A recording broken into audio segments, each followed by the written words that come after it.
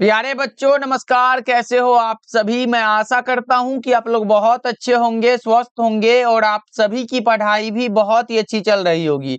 तो बच्चों आज का ये क्लास आप सभी के लिए बहुत ज्यादा इम्पोर्टेंट है, क्योंकि इस क्लास में हम लेके आए हैं आपके लिए क्लास 12th बायोलॉजी का top 100 most important objective question. और इस 100 ऑब्जेक्टिव से आपके बोर्ड एग्जाम में बहुत सारा प्रश्न देखने को मिलेगा। तो बच्चों आज के क्लास को बिल्कुल ध्यान से देखिएगा और आज के क्लास में दिए जाने वाले सारे प्रश्नों को आप लोग अच्छे से याद भी करते चलिएगा।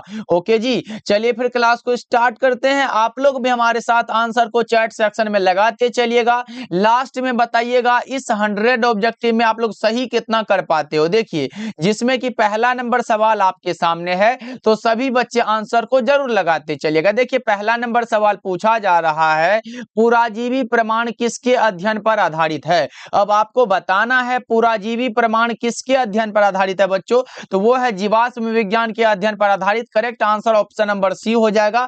याद रखिएगा बच्चों ये सारा प्रश्न आपके बोर्ड एग्जाम में पूछा जा चुका है। देखिए अब दूसरा नंबर सवाल देखिए, ये रहा आपके सामने, तुल्य रूप संरचनाएं क्या दर्शाती है। बताओ बच्चों क्या होगा, तुल्य रूप संरचनाएं क्या दर्शाती है। अपसारी विकास, अभिसारी विकास, समानांतर विकास या फिर साल्टेशन क्या दर्शाती है बच्चों, तो ये दर्शाती है अपसारी विकास। करेक्ट आंसर आपका ऑप्शन नंबर ए हो जाएगा, याद रखना आप सब। चलो आगे बढ़ते हैं। तीसरा नंबर सवाल देखिए पूछा जा रहा है, प्रागैतिहासिक गुफा चित्रों की रचना कब हुई। बताओ बच्चों क्या होगा, प्रागैतिहासिक गुफा चित्रों की जो रचना हुई कब हुई थी, 18,000 वर्ष पूर्व। करेक्ट आंसर आपका ऑप्शन नंबर ए होगा, याद रखना आप सब। और बच्चा पार्टी जितने भी बच्चे हमारे साथ अभी जुड़े हुए हो सभी बच्चे क्लास को लाइक कर लीजिएगा। अगर आप लोग लाइक कर देते हो क्लास को तो पढ़ाने में बहुत मजा आ जाता है, इसलिए सारे बच्चे क्लास को लाइक करना। और अगर आप हमारे साथ पहली बार जुड़ रहे हो तो सब्सक्राइब भी जरूर करिएगा बच्चों। ओके जी, चलो आगे बढ़ते हैं। फोर्थ नंबर सवाल देखो पूछा जा रहा है,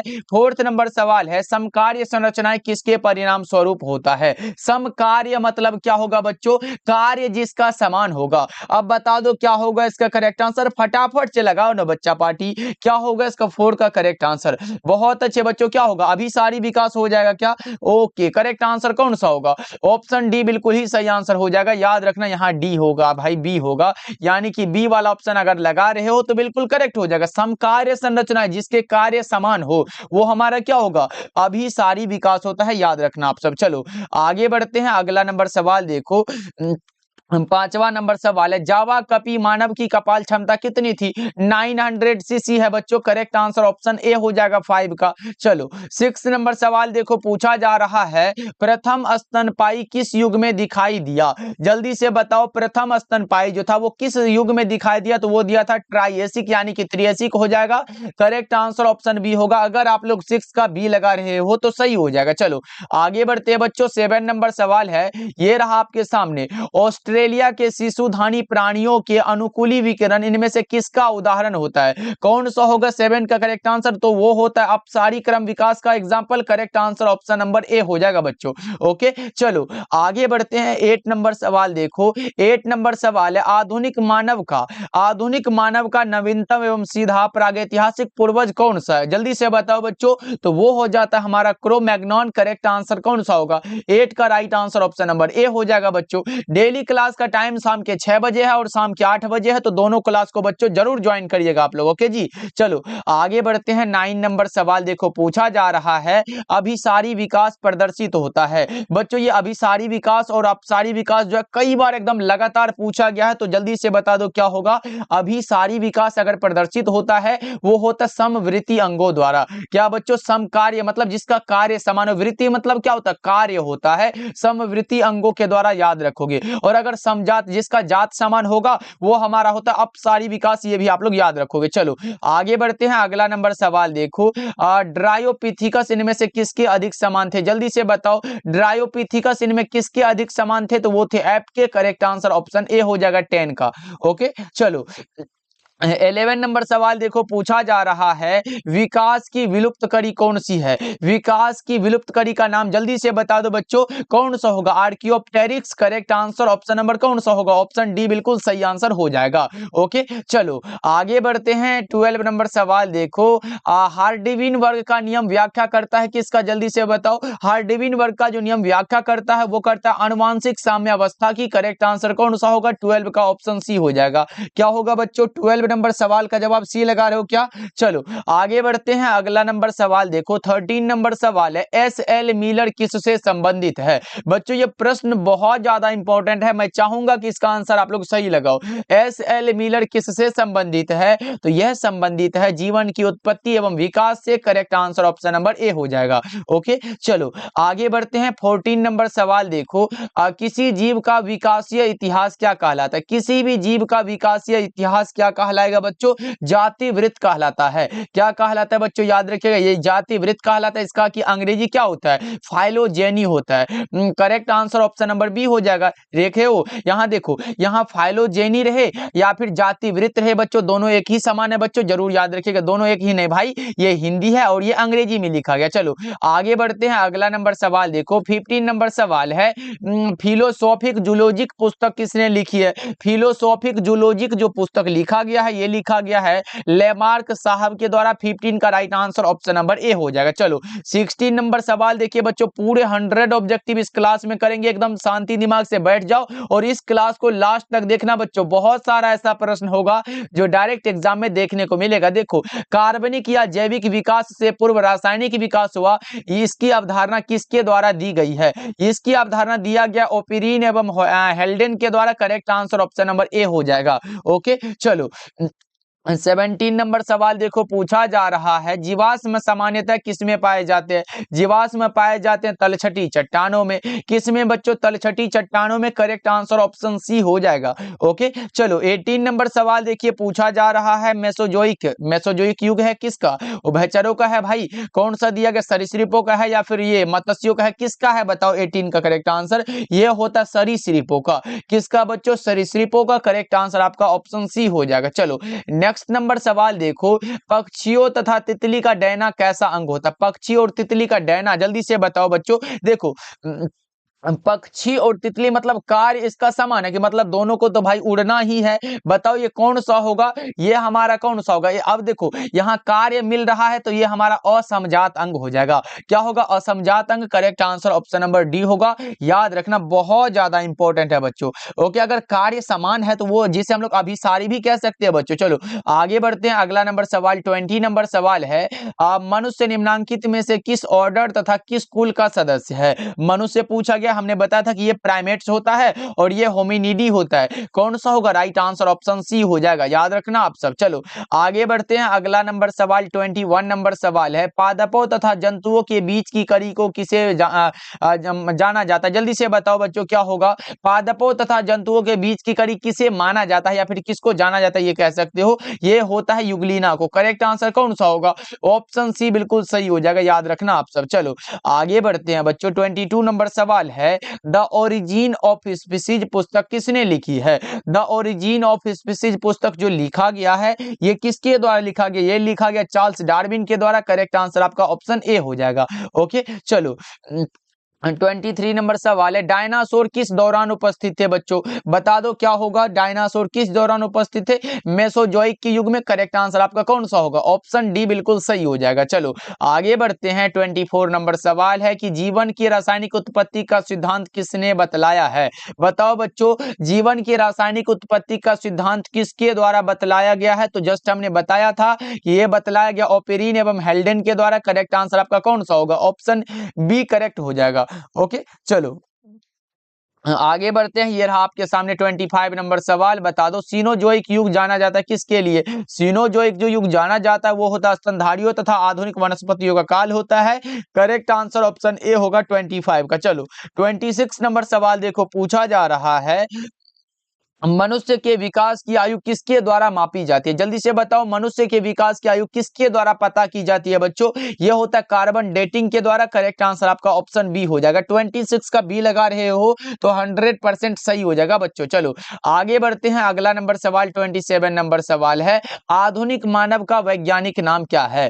आधुनिक मानव का वैज्ञानिक नाम बताओ। 27 का करेक्ट आंसर क्या होगा बच्चों? आधुनिक मानव का जो वैज्ञानिक नाम होता है वो होमो सैपियंस होता है। क्या होता है बच्चों? Homo sapiens. Correct answer option D हो जाएगा। चलो 28 नंबर सवाल है कि डायनासोर क्या है? डायनासोर तो विलुप्त है। अब बोलोगे सर विलुप्त यहाँ उभयचर है या फिर सरीसृप है, तो हमने क्या बताया था? डायनासोर विलुप्त सरीसृप है। करेक्ट आंसर आपका ऑप्शन बी हो जाएगा। 28 का बी लगा लेना आप लोग। चलो आगे बढ़ते हैं, 29 नंबर सवाल देखो, मनुष्य के हाथ चमगादड़ के पंख तथा व्हेल के फ्लिपर अभिव्यक्त करते हैं किस अंग को? क्या वो अवशेषी अंग है, असमजात अंग है, विकासवादी अंग है या फिर समजात अंग है? जल्दी से बताओ बच्चों क्या होगा इसका करेक्ट आंसर? तो वो समजात अंग होता है। Correct answer option number D हो जाएगा। चलो आगे बढ़ते हैं, अगला नंबर सवाल 30 नंबर सवाल है, क्रमिक विकास में किसका योगदान होता है? क्रमिक विकास में योगदान होता है पर परागण का। किसका बच्चों? क्रॉस पोलिनेशन का। याद रखना आप सब। करेक्ट आंसर आपका ऑप्शन बी हो जाएगा। चलो आगे बढ़ते हैं, अगला नंबर सवाल 31 नंबर सवाल है,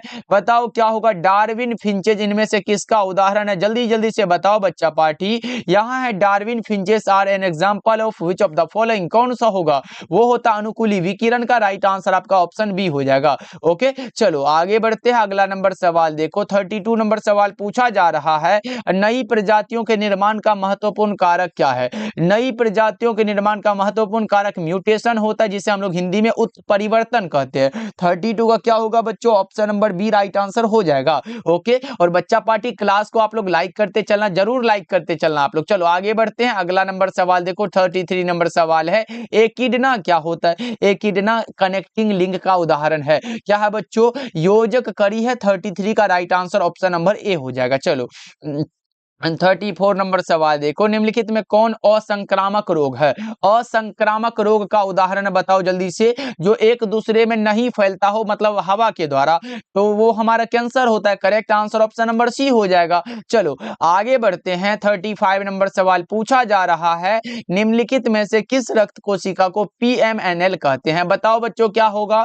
जिसे पीएमएनएल कहते हैं उसको कहते हैं न्यूट्रोफिल। करेक्ट आंसर क्या होगा? 35 का right answer option number C हो जाएगा। चलो आगे बढ़ते हैं, अगला नंबर सवाल है 36 नंबर सवाल, निम्नलिखित में किसकी प्रचुरता कोलेस्ट्रम में होती है? तो वो होता है इम्यूनोग्लोबुलिन ए होता है, और आपका सही आंसर होगा IgA। Right answer option A होगा। बच्चों याद रखना ये भी प्रश्न आपके एग्जाम में पूछा जा चुका है, इसलिए भूलना नहीं है बच्चों। चलो आगे बढ़ते हैं, अगला नंबर सवाल 37 नंबर सवाल है, बूंद संक्रमण क्या है? बूंद संक्रमण क्या होता है बच्चों? जल्दी से बताओ। निमोनिया होता है। बूंद संक्रमण क्या है बच्चों? Pneumonia. Right answer option number D होगा। चलो 38 नंबर सवाल पूछा जा रहा है, फाइलेरिया रोग का वाहक कौन सा होता है? फाइलेरिया रोग का वाहक क्या है बच्चों? जल्दी से लगा दो। कौन सा होगा? मादा क्यूलेक्स मच्छर। सही जवाब ऑप्शन सी हो जाएगा। चलो आगे बढ़ते हैं, 39 नंबर सवाल है, एंट अमीबा इनमें से क्या है? बताओ बच्चों कौन सा होगा? प्रोटोजोआ हो जाएगा। क्या एंट अमीबा क्या होता है? प्रोटोजोआ। 39 का right answer option number C हो जाएगा। चलो आगे बढ़ते हैं बच्चों, फटाफट से आप लोग आंसर को लगाते चलो, क्लास को लाइक करते चलो, और क्लास में लास्ट तक बने रहो। देखते हैं आज कितना सही कर पाते हो इस 100 ऑब्जेक्टिव है। इनमें कौन स्व प्रतिरक्षा रोग का उदाहरण है? स्व प्रतिरक्षा रोग का जो उदाहरण होता है वो होता है rheumatoids arthritis. Right answer option number B हो जाएगा। चलो आगे बढ़ते हैं, ये रहा 41 नंबर सवाल, बता दो इनमें से पश्च विषाणु कौन है? इनमें से कौन सा है जो पश्च विषाणु है बच्चों? वो होता है HIV। क्या होता है बच्चों? Human immuno deficiency virus. Correct answer कौन सा होगा? ऑप्शन ए राइट आंसर हो जाएगा। 41 का क्या लगा रहे हो बच्चों? ऑप्शन ए बिल्कुल करेक्ट हो जाएगा। चलो आगे बढ़ते हैं, 42 नंबर सवाल है, इनमें कौन सी बीमारी प्रत्युर्जक द्वारा उत्पन्न होती है? प्रत्युर्जक द्वारा जो उत्पन्न होती है उसका नाम होता है हे ज्वर। क्या होता है बच्चों? हे ज्वर। राइट आंसर ऑप्शन बी हो जाएगा। चलो 43 नंबर सवाल पूछा जा रहा है, एलिफेंटेसिस का कारक क्या है? एलिफेंटेसिस का जो कारक होता है वो बताओ कौन सा होगा? 43 नंबर सवाल का जवाब वो होता है वुचेरेरिया। कौन सा बच्चों? वुचेरेरिया। 43 का right right answer option number C हो जाएगा। हमने बताया था ये सब, जिससे हम लोग एलिफेंटिस यानी कि हाथी पांव वाला जो रोग होता है। चलो आगे बढ़ते हैं। 44 नंबर सवाल है, निम्न में से कौन जीवाणु से होने वाली बीमारी नहीं है? जीवाणुओं के द्वारा होने वाली बीमारी जो नहीं है उसका नाम बताओ। तो वो कौन सा होगा? इन्फ्लुएंजा, जो कि ये विषाणुओं के द्वारा होने वाला रोग है, इसलिए करेक्ट आंसर ऑप्शन डी होगा। जीवाणु नहीं होगा, यहाँ विषाणु होता तो लगा देते। चलो आगे बढ़ते हैं। ये जीवाणुओं के द्वारा पूछा गया था, तो हमारा कौन सा होगा? करेक्ट आंसर डी होगा, ये विषाणुओं के द्वारा होता है। चलो आगे बढ़ते हैं। 45 नंबर सवाल पूछा जा रहा है, ऐसे पदार्थ जिनके प्रति प्रतिरक्षा अनुक्रिया होती है उसे क्या कहते हैं? उसे हम लोग बच्चा पार्टी एलर्जन कहते हैं। क्या कहते हैं? एलर्जन। कौन सा? ऑप्शन ए करेक्ट हो जाएगा 45 का। चलो आगे बढ़ते हैं। अगला नंबर सवाल देखो, 46 नंबर सवाल है, एलर्जी में बनने वाली प्रतिरक्षाएं है। एलर्जी में बनने वाली प्रतिरक्षा का नाम है इम्यूनोग्लोबुलिन ई प्रकार के। Right answer option number B हो जाएगा। चलो आगे बढ़ते हैं। 47 नंबर सवाल है, एलर्जी के कारण निकलने वाला हिस्टामिन कौन सा होता है? फटाफट से लगा दो चैट सेक्शन में।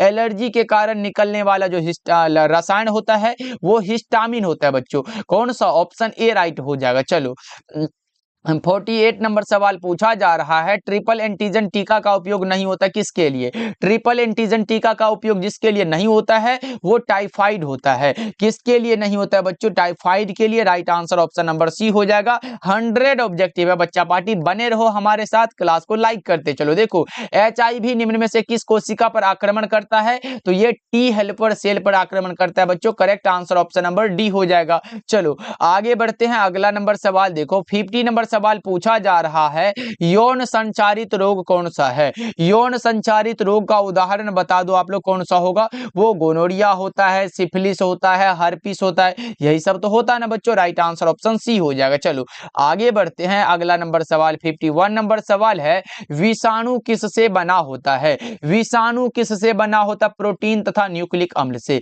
किससे बच्चों? प्रोटीन तथा न्यूक्लिक अम्ल से। राइट आंसर ऑप्शन बी हो जाएगा। चलो आगे बढ़ते हैं। 52 नंबर सवाल देखो, विषाणु का अध्ययन किस शाखा में होता है? देखो बच्चा पार्टी, यहाँ पे वायरस का अगर अध्ययन करना है तो वायरोलॉजी हो जाएगा, यानी कि correct answer option number option B हो जाएगा बच्चों, याद रखना आप सब। चलो आगे बढ़ते हैं। 53 नंबर सवाल देखो, पीसीआर विधि आवश्यक होता है किसमें? पीसीआर विधि होता है आवश्यक डीएनए संवर्धन में। करेक्ट आंसर आपका ऑप्शन नंबर डी हो जाएगा बच्चों, ध्यान में रखना आप सब। चलो आगे बढ़ते हैं। 54 नंबर सवाल देखो, एड्स क्या होता है बच्चों? एड्स जो होता है AIDS, ये किसके द्वारा होता है? कवक के द्वारा, विषाणु के द्वारा, जीवाणु द्वारा, या फिर हेलमिंथ के द्वारा? हमने क्या बताया था बच्चों ये HIV यानी कि ये वायरस के द्वारा होता है ना बच्चों, यानी कि वायरस कौन सा होगा? विषाणुओं के द्वारा। करेक्ट आंसर कौन सा होगा? ऑप्शन बी हो जाएगा बच्चों। चलो आगे बढ़ते हैं।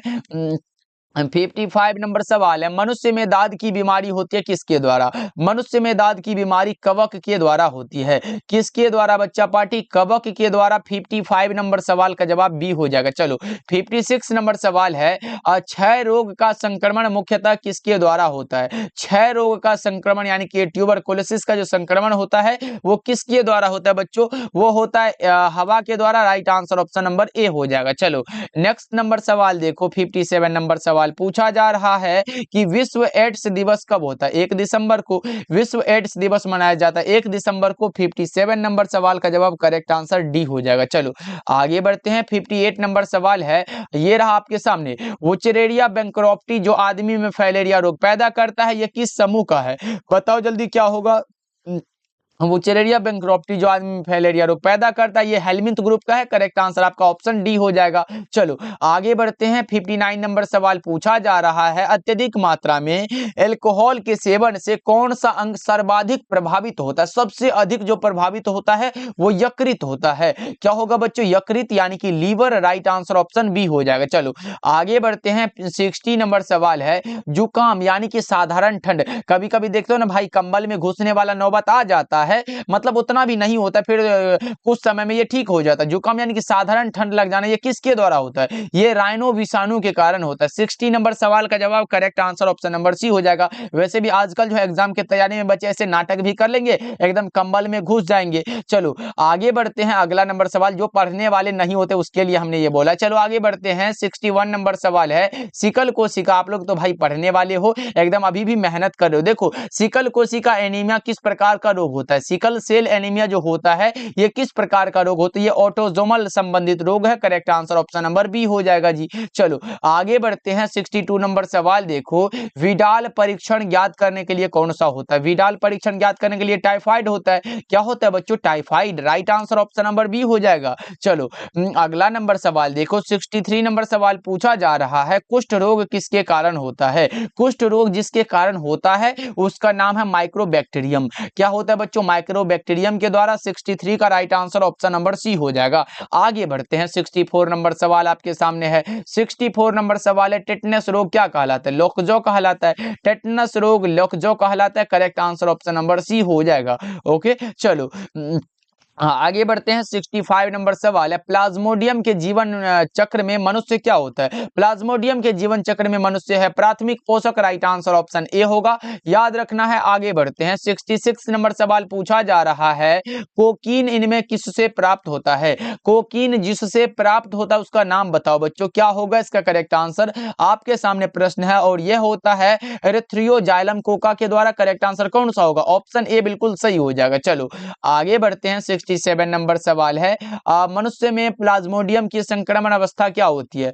मनुष्य में प्लाज्मोडियम की संक्रमण अवस्था जो होती है बच्चों वो क्या होती है? स्पोरोजोइट। राइट आंसर आपका ऑप्शन ए हो जाएगा बच्चों। चलो आगे बढ़ते हैं। अगला नंबर सवाल 68 नंबर सवाल है, रेट्रो विषाणु निम्नलिखित में किस बीमारी का रोग जनक होता है? रेट्रो विषाणु जिस बीमारी का जो रोग जनक होता है उसका नाम होता है कौन सा? जल्दी से बताओ। एड्स होता है। क्या होता है बच्चों? AIDS वाला पढ़े हो ना, जो विषाणुओं के द्वारा होता है, याद रखोगे आप लोग। चलो आगे बढ़ते हैं। 69 नंबर सवाल है, निम्नांकित में कौन कैंसर कोशिकाएं हैं? कैंसर कोशिकाएं यानी कि हेला कोशिकाएं हो जाएगा। राइट आंसर कौन सा होगा? ऑप्शन नंबर बी होगा 69 का। चलो 70 नंबर सवाल देखो पूछा जा रहा है, सिस्टोमा का मध्यवर्ती पोषक कौन सा होगा? सिस्टोमा का मध्यवर्ती पोषक घोंघा होता है। कौन सा बच्चों? घोंघा। राइट आंसर ऑप्शन ए हो जाएगा। चलो आगे बढ़ते हैं। 71 नंबर सवाल है, हड्डी तोड़ बुखार का वेक्टर कौन सा होता है? हाँ ये बहुत इंपॉर्टेंट है। पहले हमने पढ़ा था कि साधारण बुखार वाला कौन सा? राइनो विषाणु के कारण होता था,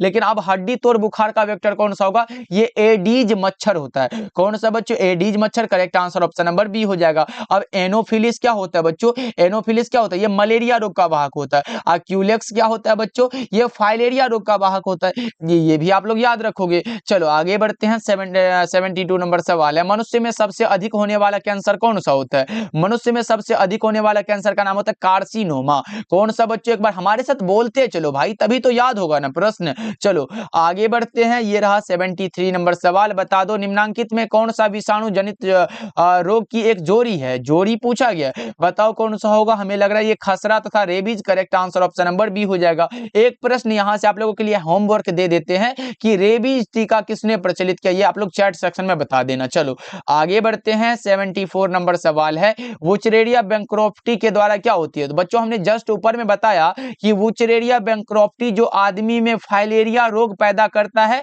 ये हेलमिंथ ग्रुप का होता है। आदमी में कौन सा? फाइलेरिया रोग पैदा करता है, और यही तो होता है कि द्वारा क्या होता है? फाइलेरिया रोग होता है बच्चों। Correct answer option number B हो जाएगा। देख रहे हो ना, आसान आसान प्रश्न है, लेकिन ये दोनों एग्जाम में पूछा जा चुका है। चलो सिंड्रोम का अर्थ क्या होता है? लक्षणों का समूह होता है। सिंड्रोम का अर्थ लक्षणों का समूह होता है। Correct answer option number D हो जाएगा। चलो आगे बढ़ते हैं। 76 नंबर सवाल है, एंटीबॉडीज क्या होता है? एंटीबॉडीज होता है ग्लाइकोप्रोटीन। क्या होता है बच्चों? Glycoprotein. Correct answer option number C हो जाएगा। चलो 77 नंबर सवाल है, मलेरिया रोग फैलता है किससे? मलेरिया वाला जो रोग फैलता है बच्चों वो किससे फैलता है? तो हमने क्या बताया? एनोफिलिस मच्छर से होता है। अब बोलो सर ये नर है या फिर मादा होगा? ये मादा एनोफिलिस मच्छर होता है बच्चों। करेक्ट आंसर ऑप्शन सी हो जाएगा, याद रखोगे आप लोग। चलो आगे बढ़ते हैं। अगर ये क्यूलेक्स जो होता है ये तो हमारा क्या होता है? फाइलेरिया रोग पैदा करता है। और एडीज मच्छर क्या होता है? ये हड्डी तोड़ बुखार का वेक्टर होता है। तो ये तो हमने बता चुका है सर। 78 नंबर सवाल है, ऑन्कोजीन इनमें किसके लिए उत्तरदायी होता है? ऑन्कोजीन कैंसर के लिए। ऑन्कोजीन किसके लिए बच्चों? कैंसर के लिए। करेक्ट आंसर ए हो जाएगा। चलो आगे बढ़ते हैं। 79 नंबर सवाल है, इनमें कौन जीवाणु जनित रोग है? जीवाणुओं के द्वारा होने वाला रोग बताओ। कुष्ठ रोग है, क्षय रोग है, हैजा है? हमें लग रहा है सब हो जाएगा इनमें से सभी। Correct answer option number D होगा 79 का।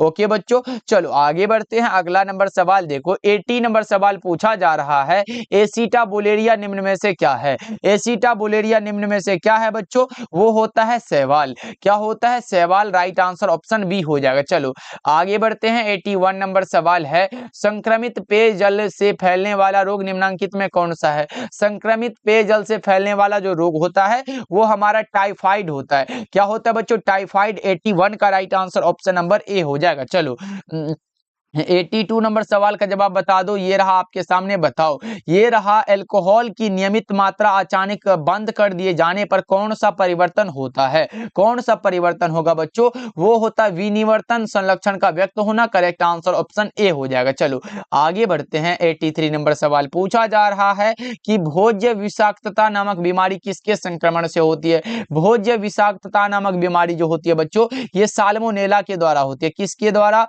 साल्मोनेला के द्वारा। करेक्ट आंसर ऑप्शन बी हो जाएगा। चलो आगे बढ़ते हैं। 84 नंबर सवाल है, पीसीआर से किसकी जांच होती है? पीसीआर विधि से किसकी जांच होती है बच्चों? जल्दी से लगा दो। वो होती है एचआईवी का, ह्यूमन इम्यूनो डिफिशियंसी वायरस का। Correct answer option number A हो जाएगा। चलो आगे बढ़ते हैं। 85 नंबर सवाल देखो, पूछा जा रहा है कि कैंसर किस रोग से होता है? कैंसर किस कारण से होता है? बताओ जल्दी से। कैंसर जो होता है वो ऑन्कोजीन के द्वारा होता है, और कैंसर का अध्ययन क्या कहलाता है बच्चों?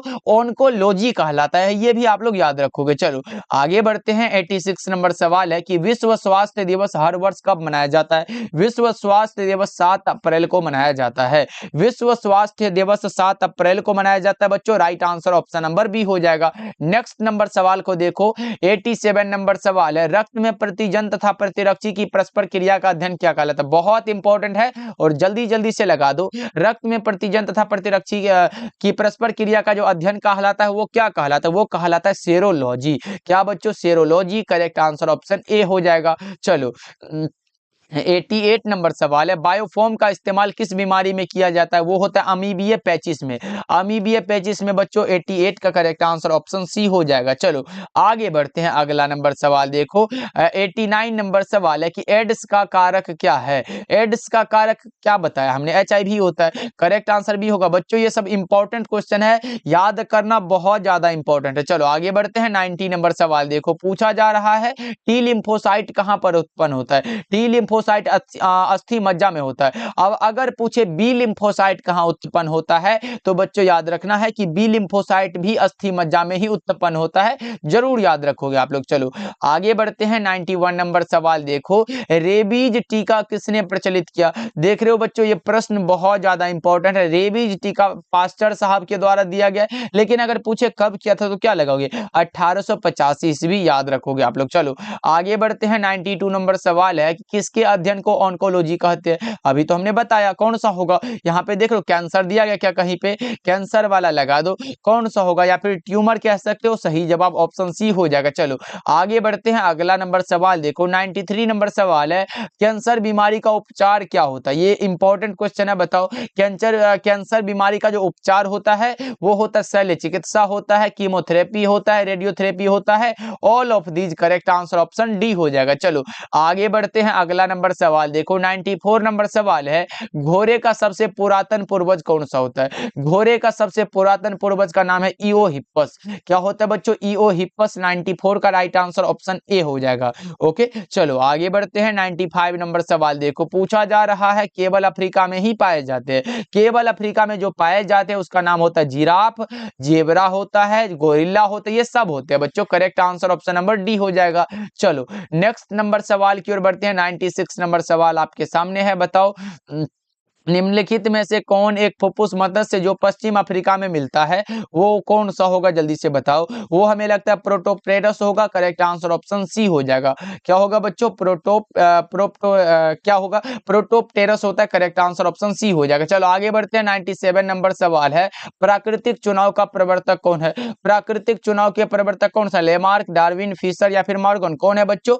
प्राकृतिक चयन वाले भाई कौन से? मॉर्गन हो जाएगा। करेक्ट आंसर ऑप्शन सी होगा 97 का। होगा। ओके, चलो 98 नंबर सवाल देखो। 98 नंबर सवाल है, उच्च ऊर्जा अणु कौन सा होता है? ये इंपॉर्टेंट क्वेश्चन है, बताओ उच्च ऊर्जा अणु कौन सा होता है? तो हमने क्या बताया था पिछले क्लास में कि एटीपी को ऊर्जा का सिक्का कहा जाता है, यही तो होगा उच्च ऊर्जा अणु वाला एटीपी। क्या होगा बच्चों? ये होता है एडेनोसिन ट्राइफॉस्फेट होता है। चलो आगे बढ़ते हैं, अगला नंबर सवाल 99 नंबर सवाल पूछा जा रहा है, क्या है?